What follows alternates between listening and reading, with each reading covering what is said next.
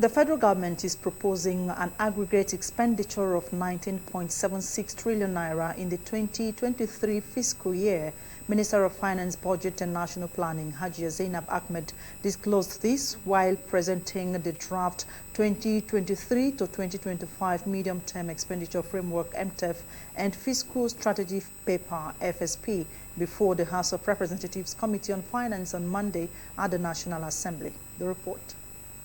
The Minister of Finance, Budget and National Planning, Hajia Zainab Ahmed, who also hinted of the possibility of the government not making any provision for Treasury-funded capital projects next year, gave details on key assumption of the proposed 2023 budget, pegging oil benchmark at estimated $70 per barrel, production benchmark of 1.69 million liters per day, and exchange rate of 435 naira to the dollar, and deflation is expected to grow at 17.16%. So federally funded oil and gas revenues, we have projected to have stopped in 2022 because of the transiting of NNPC to NNPC Limited.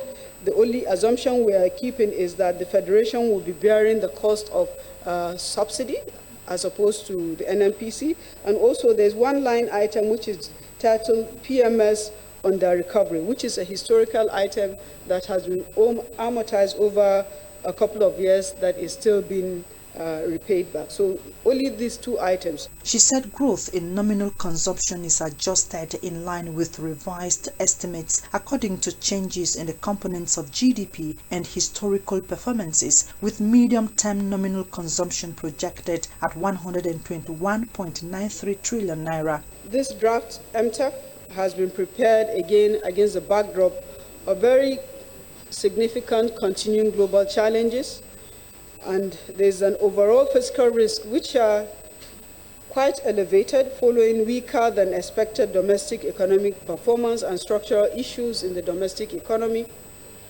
Revenue generation remains the major fiscal constraint of the federal government. We will need to all focus on improving tax administration and collection efficiency.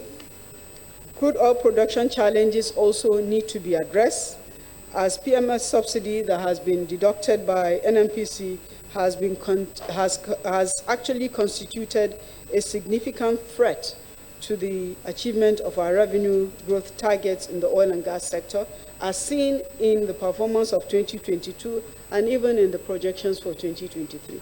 We need to take continuously bold and decisive and very urgent action to be able to address the issues of revenue underperformance and also to enhance expenditure efficiency at both the national as well as at the subnational levels. Chairman of the House Committee on Finance, Mr. James Faleke, in his remark, acknowledged the government is short of revenue and stressed the need for the exploration of all available revenue sources.